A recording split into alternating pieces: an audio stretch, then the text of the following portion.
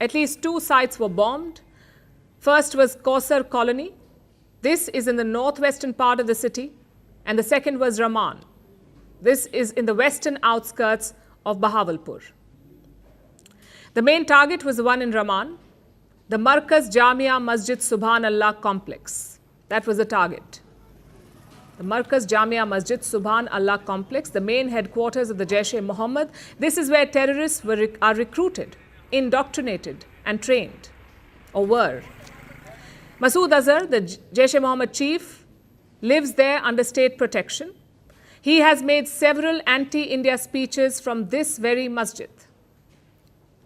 He's protected by the Pakistani army. But they could not do much this time. Indian jets struck the Jaish-e-Mohammed headquarters. 10 family members of Masood Azhar were killed, along with 4 of his close associates.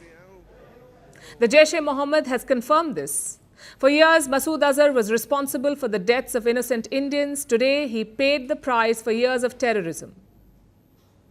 Let's also talk about the nature of the strike. Indian intelligence agencies first did their homework. Satellite imagery was collated. Ground-level intelligence was collected. Then the coordinates were shared with the Indian Air Force. The objective was clear: destroy Jaish-e-Mohammed terror facilities and limit any collateral damage. This morning, New Delhi responded, not out of aggression, but out of necessity. Indian Air Force jets fired advanced missiles. They struck with pinpoint accuracy. The Jaish-e-Mohammed headquarters were destroyed. Before and after visuals reveal the intensity of the Indian strike. Have a look.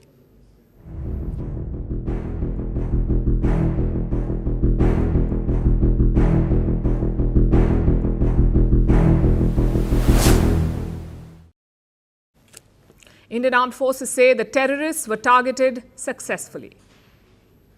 सुभान अल्लाह, भावलपुर ये international boundary से 100 kilometre दूर है। जैश ए मोहम्मद का मुख्यालय था। यहाँ पर रिक्रूटमेंट, ट्रेनिंग व इंडॉक्ट्रिनेशन का केंद्र भी था। शीर्ष आतंकी अक्सर यहाँ आते थे। मैं आप सबको बताना चाहती हूँ कि किसी भी सैन्य ठिकाने का निशाना नहीं बनाया गया और अभी तक किसी तरह की नागरिक क्षति की रिपोर्ट नहीं है। Predictably, Islamabad has condemned the strike. They have called it an act of war. They claim that only civilians were injured in the Bahawalpur strike. Pakistan said no militant camps were targeted. I'll repeat that for you. Pakistan said no militant camps were targeted. What does that imply? That there are militant camps on Pakistani soil, but they were not targeted in the strike. Although the world already knows about all of this. Now let me also tell you why a strike on Bahawalpur is historic. This city is not some remote terror outpost. This is the 12th largest city in Pakistan. It is in the heart of Pakistan's Punjab province. It is home to the Jaish-e-Mohammed. It is protected by the Pakistani military. The terror infrastructure had grown in recent years. Satellite images from 2022 to now show the expansion. Look at what they have. Solar energy plants had been installed. New buildings had been constructed. At least 7 multi-storied structures. The compound also had swimming pools and livestock pens. Basically, the terror camp was self-sustained. While Pakistanis struggle for food and water and basic amenities, terrorists get state-of-the-art infrastructure complete with swimming pools. Now, all of it has been reduced to rubble. This is a doctrinal shift in India's fight against terrorism. Because look at 2016, terrorists attacked an army camp in Jammu and Kashmir's Uri. How did New Delhi respond? The Indian army carried out surgical strikes in Pakistan-occupied Kashmir, 2016. In 2019, Pakistan-sponsored terror struck again, this time in Pulwama. We already told you about it. And how did India respond then? By conducting airstrikes in Balakot. Terror launch pads in Pakistan's Khyber Pakhtunkhwa were destroyed. 2019. This time, India has gone after terrorism's jugular vein. The Jaish-e-Mohammed headquarters in Pakistan's Punjab. By striking here, India has sent a warning to Pakistan that your terror havens are no longer safe, wherever they are. This is what India meant when it said that terrorists and their backers would be punished. The Indian response was not just about vengeance. It also exposed Pakistan's double game. Islamabad may keep crying foul, but it still won't shut its terror camps. India does not want war, but it won't tolerate terror either. And that is the biggest takeaway from the strike at Bahawalpur, that India will respond not with words but with action, surgical, measured and justified.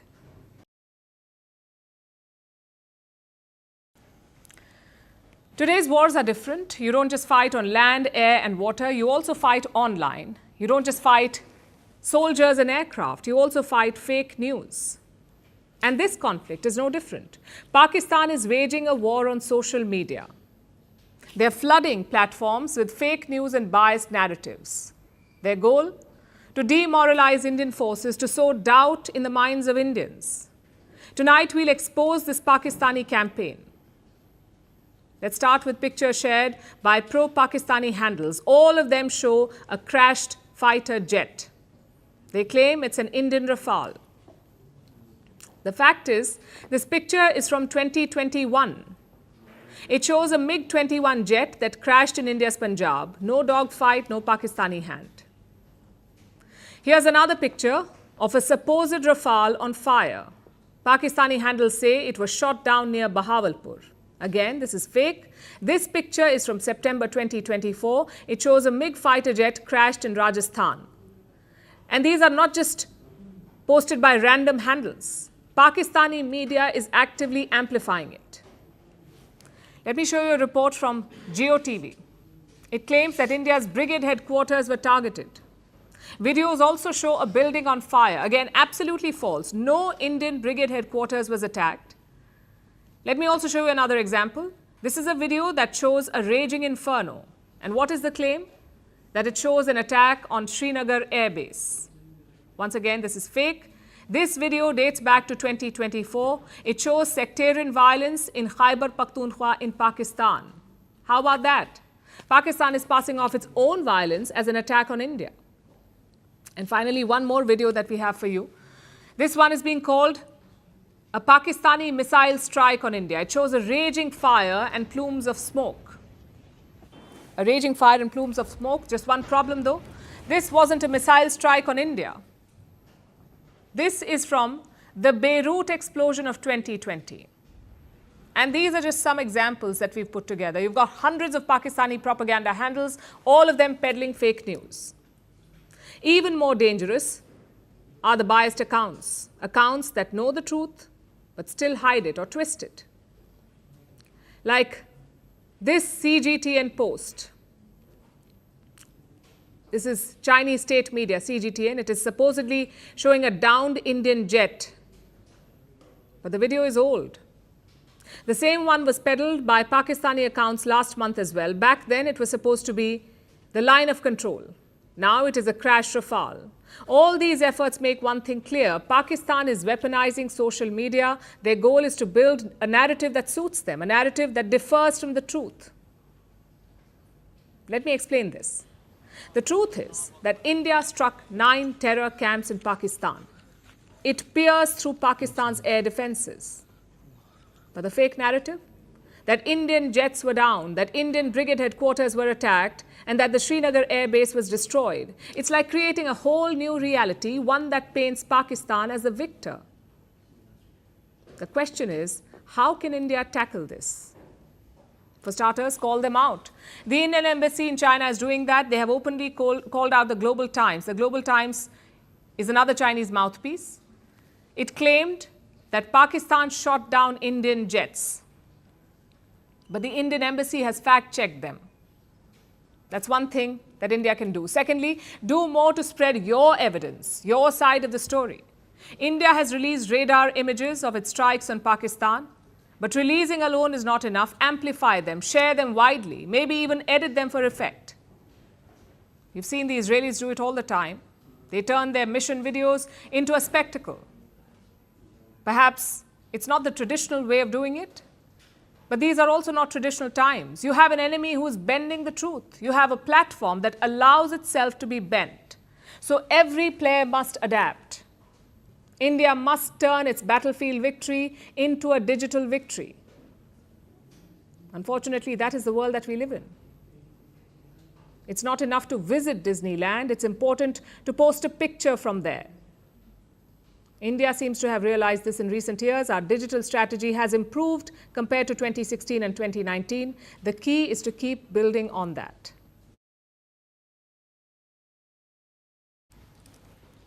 Our next story takes you behind the curtains of the stage that is Pakistan. 4 men stand on it.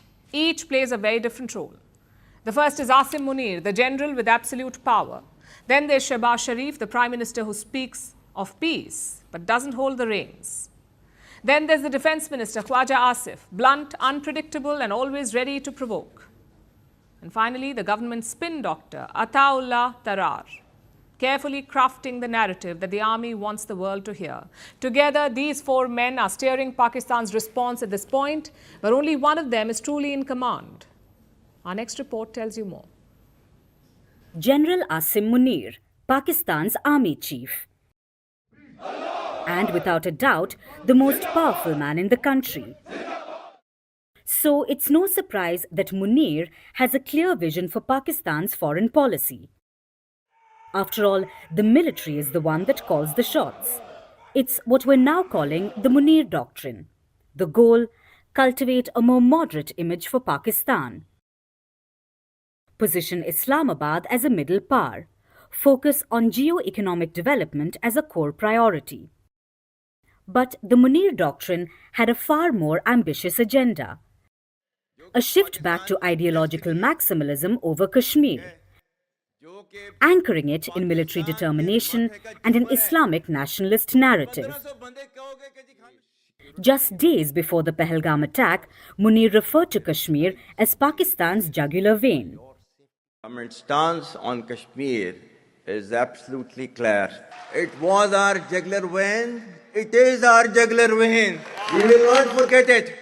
And we will not leave our Kashmiri brethren in their heroic struggle, what they are waging against the Indian occupation. And now he seems to have gone for it. Since the attack, Munir hasn't said much. He's not the loudest voice, but he is the one who controls the military apparatus. That means he has the final say on whether this conflict boils over. So it's clear that his will is law. But if Asif Munir is the one throwing logs onto the fire, Shehbaz Sharif is the guy trying to put it out. He is the country's Prime Minister, but there's a small problem. Sharif is not really in control, not in the way that you'd think. He talks about de-escalation and diplomacy, but the real power, military power that is, lies elsewhere. So Shehbaz Sharif is stuck between a rock and a hard place.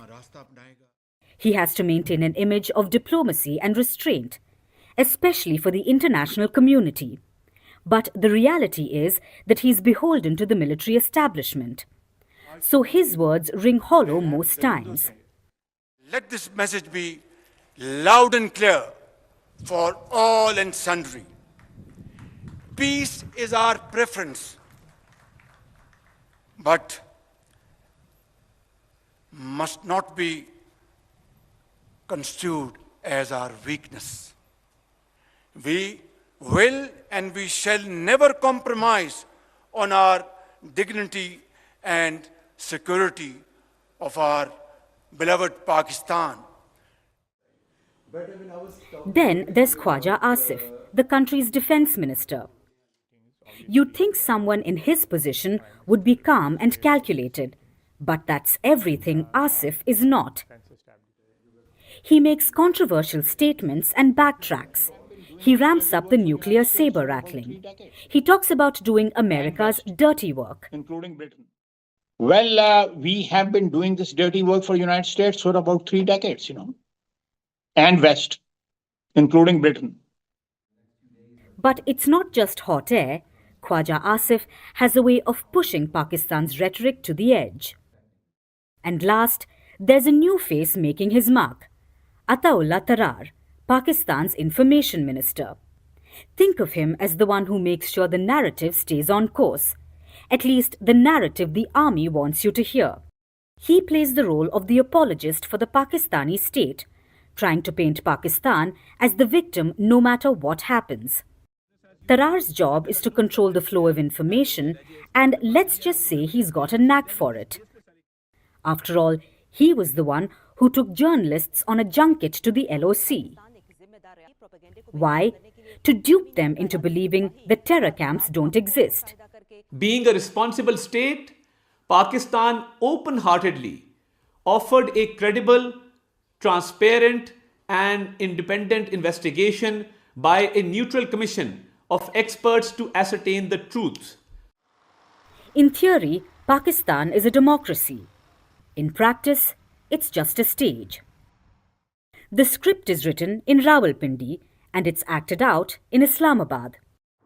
While politicians talk peace, generals prepare for war. So while the world listens to Pakistan's civilian voices, it's the silence from the barracks that should worry us most.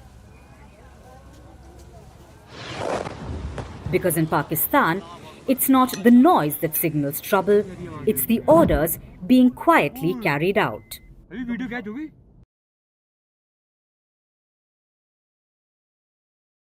What happens when tensions escalate between two nuclear neighbors?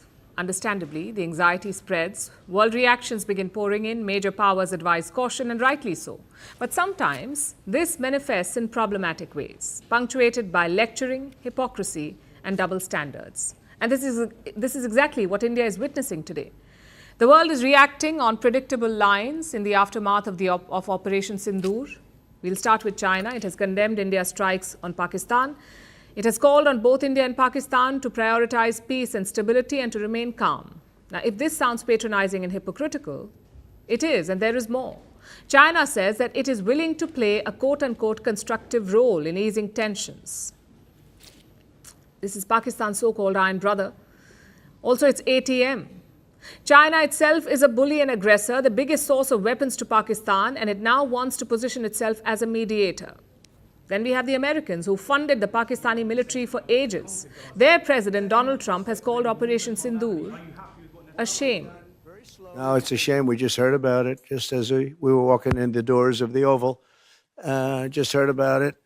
I guess people knew something was going to happen based on a little bit of the past. They've been fighting for a long time. You know, they've been fighting for many, many decades and centuries, actually, if you really think about it. No, I just hope it ends very quickly. Shortly after this, Marco Rubio reacted. He is the U.S. Secretary of State, their foreign minister basically, and he said that the U.S. will, and I'm quoting, continue to engage both Indian and Pakistani leadership towards a peaceful resolution. The UK has said that it stands ready to help out. Their foreign secretary reached out to India and Pakistan. He says, and I'm quoting again, if this escalates further, nobody wins. British Prime Minister Keir Starmer said both parties must engage in dialogue. That's basically the tone of most statements. And why is this a problem? For two reasons. First, the unabashed insensitivity of the West. If terrorists attack civilians in London, they're shot dead. If terrorists attack New York, they're hunted down. The Americans will happily raise an entire country in the process. But if there is a terror attack in Kashmir, dialogue should magically result in a peaceful resolution. Well, India wants peace too, which is why it is going after terrorist camps. The West should in fact thank us. But in a puzzling turn of events, even Afghanistan's Taliban is giving the same resounding advice on peace. I have to say, it's a bit rich coming from them. Now to the second issue with these statements. They put the onus of peace equally on India and Pakistan, which is a flawed approach, because one is an aggressor and promoter of terrorism. The other is reacting to a provocation and dismantling terror camps. Yet, some world powers fail to see this. Germany says, and I'm quoting, responsible action is urgently needed from both countries. France understands India's desire to protect itself, but obviously calls on both India and Pakistan to exercise restraint. Same with the UAE. And some parties have even flipped the script, like Turkey. They have called on both parties to act with quote-unquote common sense. The UN Secretary General, Antonio Guterres, is concerned about the Indian military operations in Pakistan. He says, and I'm quoting, that the world cannot afford a military confrontation between India and Pakistan. Well, that may be true. We are all concerned, in fact. But we are also clear-eyed. We know exactly what triggered the tensions. It was Pakistan's terrorism. So expressing concern about India's response is counterproductive. If anything, India is promoting the cause of peace by eliminating terrorists. So the onus of de-escalation should be on Pakistan. Thankfully, India also has strong partners who do not shy away from calling out Pakistani terrorism. Israel, for one, has called Operation Sindoor an act of self-defense by India. Their ambassador to India says that terrorists should know there is no place to hide from their heinous crimes. And that pretty much sums it up. Pakistan is a terror state. It is a global threat. The world has not been able to stop it. But when India witnesses bloodshed on its soil and New Delhi reacts, suddenly it all becomes too easy to lecture and to dish out the templated both countries spiel.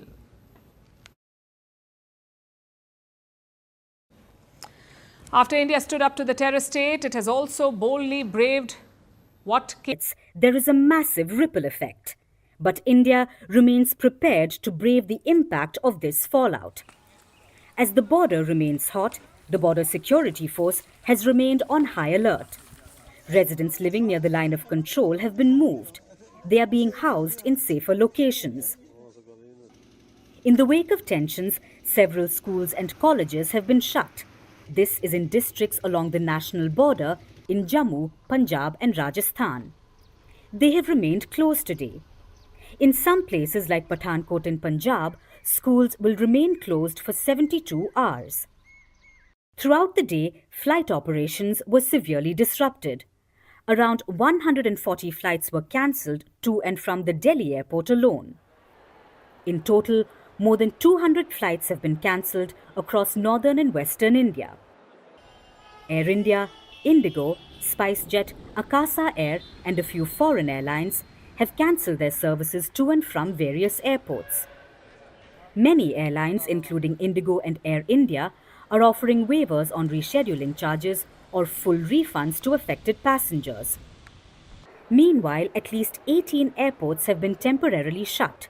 This includes airports in Leh, Srinagar, Jammu, Amritsar, Chandigarh, Jodhpur, Jaisalmer and many other places. Civilian flights in these parts have been suspended. Authorities say that operations will restart on Saturday morning. When India struck Pakistan, some international flights had to change course. And after the strike, almost all foreign airlines stopped flying over Pakistani airspace, which means that many flights are taking a longer time en route. For instance, the Dutch carrier KLM says that its Amsterdam flight to Delhi will take 1 hour longer and its flight to Mumbai 1 hour and 15 minutes longer. The markets have also braved the impact of India's courageous response. The Indian stock market ended the session today on a flat note. The Sensex closed near the 80,800 mark. Meanwhile, the Nifty finished just above 24,200. On the other hand, the Pakistan Stock Exchange remained in the red. Its flagship, the KSE 100 index, plunged 3,559 points to close 3.3% lower at 1,10,009. If this isn't a clear marker of the scenario, then what is? As terror state Pakistan threatens the world, it also poses a danger to itself and its already crumbling economy, as India remains steadfast in boldly battling what comes next.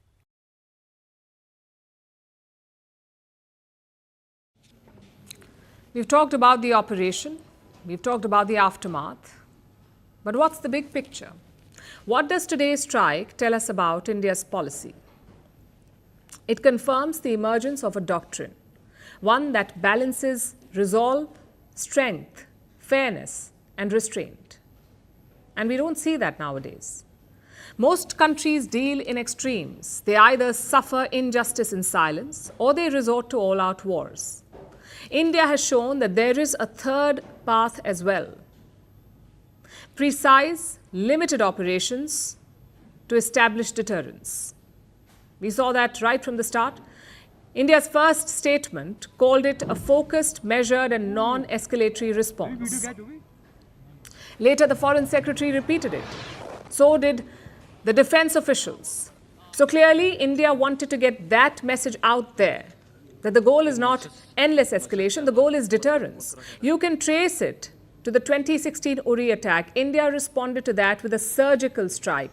Our commandos entered Pakistan-occupied Kashmir and destroyed terror camps. Then came the 2019 Pulwama attack. This time India responded with airstrikes. Indian fighter jets dropped bombs on Khyber Pakhtunkhwa in Pakistan. Finally, the Pahalgam attack, after which India gave its toughest response yet. Now, if you put this together, what do you see? A clear trend or doctrine. If Pakistan carries out terror attacks, there will be a reprisal.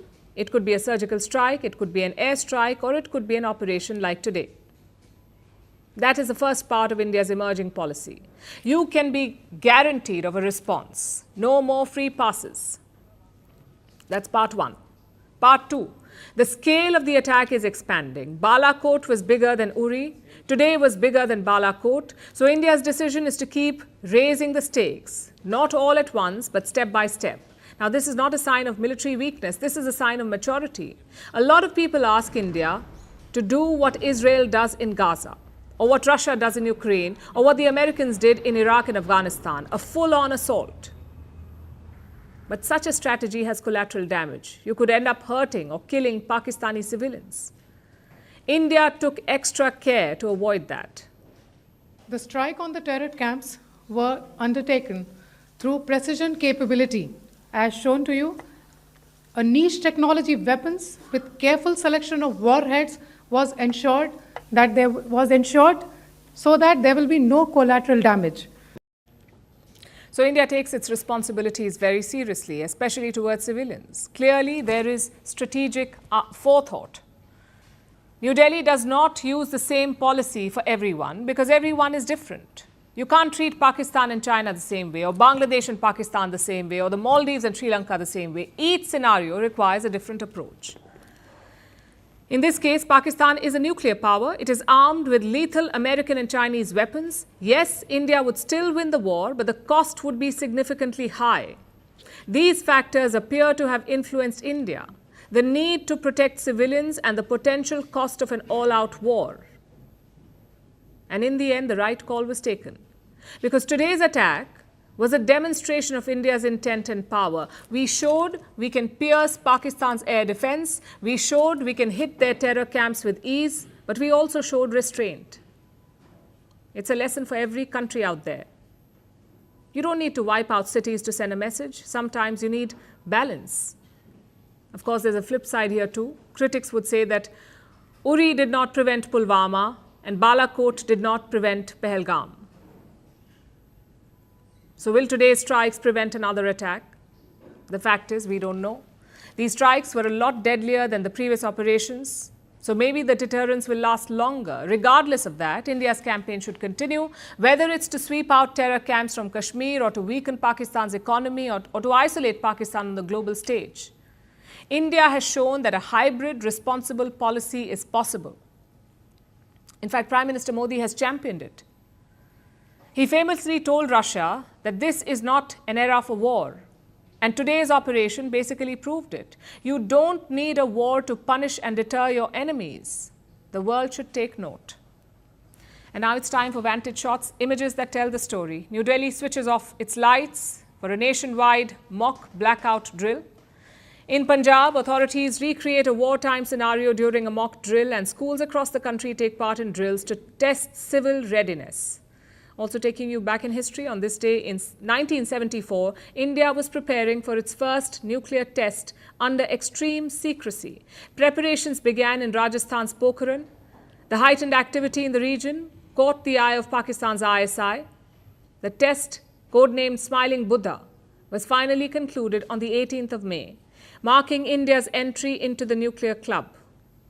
We are leaving you on that note. Thank you for watching. We'll see you tomorrow.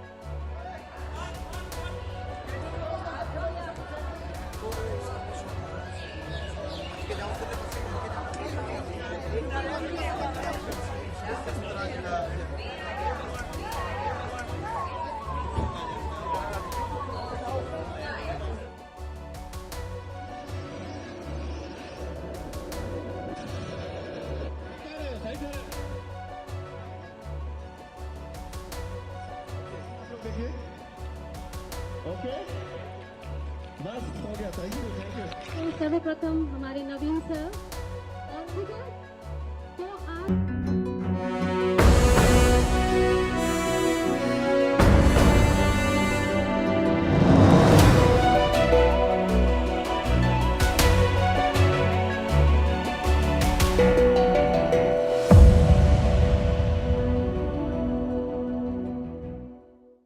India struck Pakistan. These were precision airstrikes targeting 9 sites in Pakistan and Pakistan-occupied Kashmir.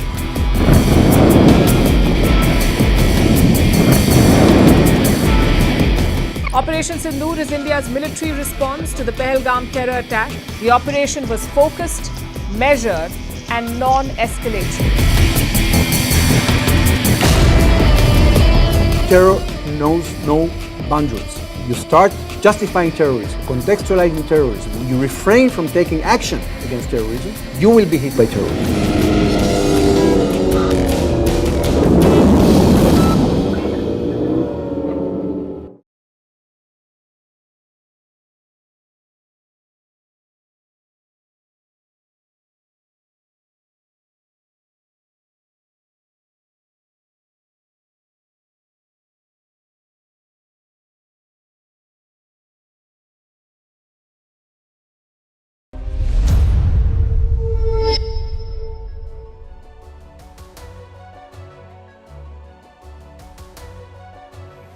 Hello, Namaskar. This is Firstpost and you're watching Vantage with me, Palki Sharma.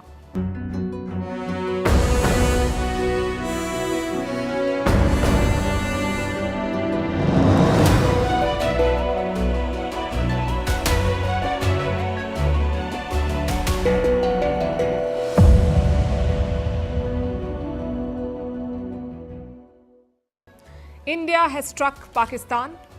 2 weeks after the Pahalgam terrorist attack, India has done what it promised to do, punish the perpetrators and their masters. Early this morning, Indian forces launched what they called Operation Sindoor. They targeted 9 sites in Pakistan and Pakistan-occupied Kashmir. We will tell you where and how this operation unfolded. The big question now is, what happens next?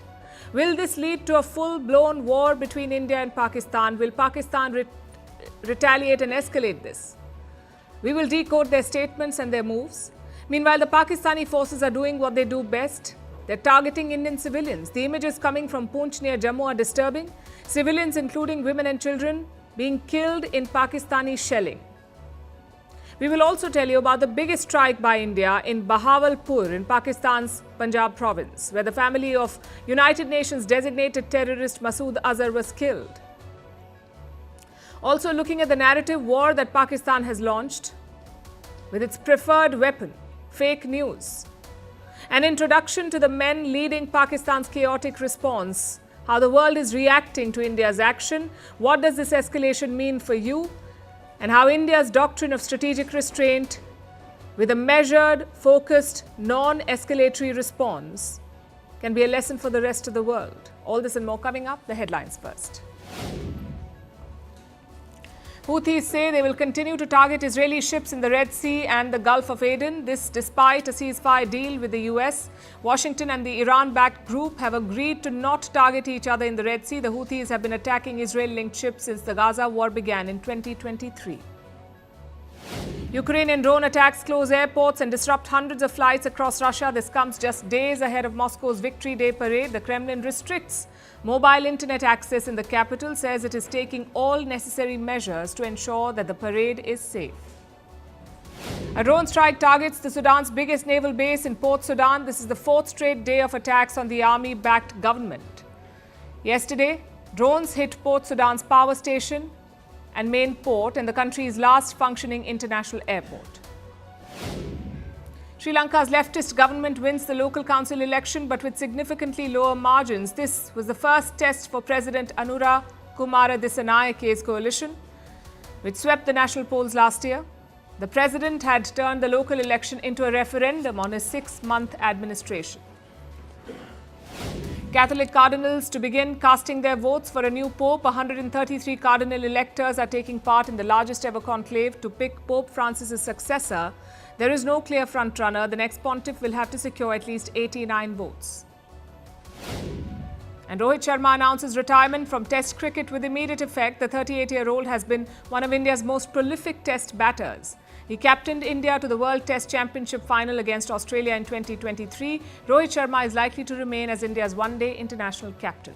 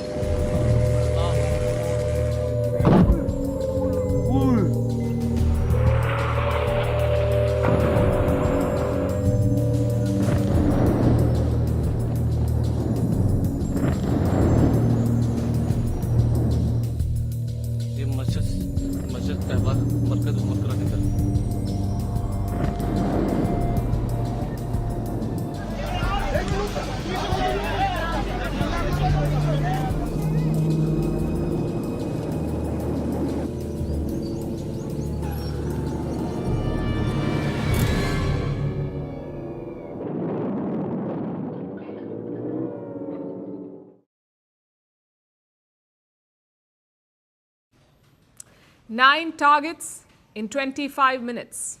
India has avenged Pahalgam. Less than 24 hours ago, India launched Operation Sindoor, and it struck terrorist camps run by Pakistan. We've been tracking the updates for you through the day today. There is no doubt that Operation Sindoor was a success. It was India's way of delivering justice to the victims of Pahalgam. 2 weeks back, Pakistani terrorists attacked Kashmir. They killed 26 innocent civilians. India called the attack barbaric and held Pakistan responsible for it. This attack in Pahalgam took place on the 22nd of April. Since then, there's been suspense and speculation about India's response. Today, it was all laid to rest. India hit back with Operation Sindoor. It lasted for about 25 minutes. It began at 1:05 a.m. in the morning, ended at 1:30 a.m. A total of 9 targets were hit, 5 in Pakistan-occupied Kashmir and 4 deep inside Pakistani territory. And every one of them, every target, was tied to a terrorist group. Earlier this morning, as you would be aware, India exercised its right to respond and preempt, as well as deter more such cross-border attacks. These actions were measured, non-escalatory, proportionate, and responsible. They focused on dismantling the terrorist infrastructure and disabling terrorists likely to be sent across to India. India carried out a high-precision air campaign. It was conducted from the Indian soil. At no point did Indian forces cross the line of control, the de facto border between India and Pakistan. That is the line of control, LOC. Indian forces did not cross it. They launched all strikes from Indian territory. Now, here's what we know about the targets. Target number 1, the Savai Nala camp. It's near Muzaffarabad city in Pakistan-occupied Kashmir, just 30 kilometers from the line of control. This facility belongs to the Lashkar-e-Toiba. It is significant because the Lashkar is the parent body of TRF, the Resistance Front, the group that carried out the Pahalgam attack. In fact, those attackers could have been trained here at the same Savai Nala camp. Target number 2, the Sayyid Na Bilal camp. Again, in Pakistan-occupied Kashmir, this was a Jaish-e-Mohammed stronghold. It specialized in weapons, explosives, and jungle warfare. Target number 3, the Gulpur camp, based in a city called Kotli in POK. This is another Lashkar facility, a terrorist training center. Target number 4, the Barnala camp. This is in a town called Bhimber in Pakistan-occupied Kashmir. This was just 9 kilometers from the line of control.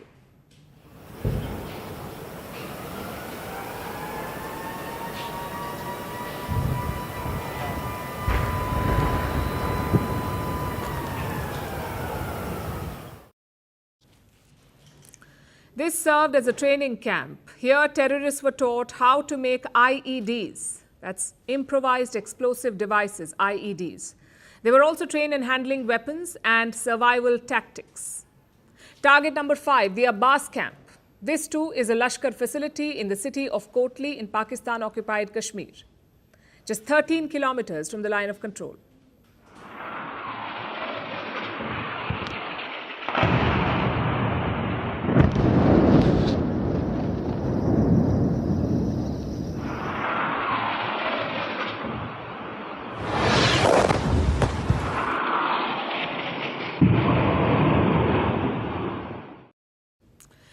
Here, the Lashkar-e-Toiba could train 15 suicide commandos at a time.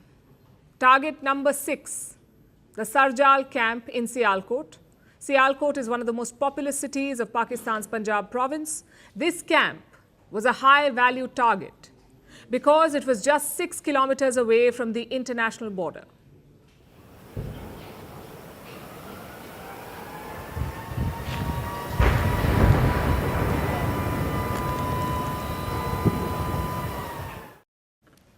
Sarjal was a Jaish-e-Mohammed camp. Target number 7, the Mehmoona Joya camp, also in Sialkot.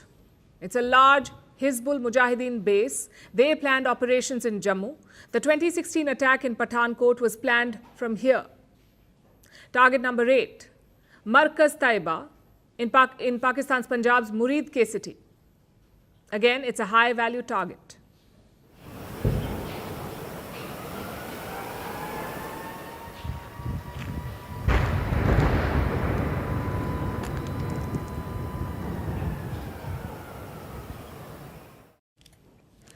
This is the headquarters of the Lashkar-e-Toiba. Terrorists like Ajmal Kasab and David Headley were trained here. These were the men behind the 26/11 attacks in Mumbai in 2008. And finally, target number 9, Markaz Subhanallah in Bahawalpur, another city in Pakistan's Punjab province. This is the farthest target that India has hit in this operation. Bahawalpur is the operational center of Jaish-e-Mohammed. It lies nearly 100 kilometers from the border. It serves as a hub for indoctrination, training, and recruitment of suicide bombers. This was India's final target, also the biggest, and it caused significant damage. 10 members of Masood Azhar's family were killed in the Indian strikes. Masood Azhar is a UN-designated terrorist. Each strike by the Indian forces was precise, and each one was backed by hard evidence. India says this was a measured and non-escalatory operation. Those were the words that the Indian statement used, measured and non-escalatory. It wasn't a move to start a war. It was a move to send a message. It was deemed essential that the perpetrators and planners of the 22nd April attack be brought to justice.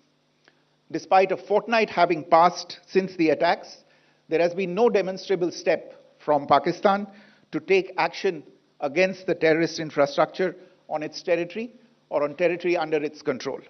Instead, all it has indulged in are denials and allegations. That was Foreign Secretary Vikram Misri. He held a press conference today along with 2 senior women officers of the armed forces, Colonel Sophia Qureshi of the Indian Army and Wing Commander Vyomika Singh of the Indian Air Force. Now, this too is a powerful message. This press conference, a Kashmiri, that is Vikram Misri, and 2 women officers, including 1 Muslim officer and 1 Sikh, telling the world about India's response to Pakistani terror. The choice of speakers on India's behalf is also India's statement that all Indians stand united in this action against Pakistan. They walked through the entire operation, target by target, frame by frame. The Murid K town is home to Hafiz Saeed, the mastermind of the 26/11 Mumbai attacks, also the man behind the Pahalgam attack, because he leads the Lashkar-e-Toiba, which is the parent outfit of the TRF, the Resistance Front. In fact, Foreign Secretary Vikram Misri confirmed during this press statement, yes, India has raised this before the United Nations. Pakistan tried to suppress references to the TRF on multiple occasions, and now India says that those links have been proven. Our intelligence has developed an accurate picture of the planners and backers of this team. The features of this attack also tie in with Pakistan's long track record of perpetrating cross-border terrorism in India, which is well documented and beyond question.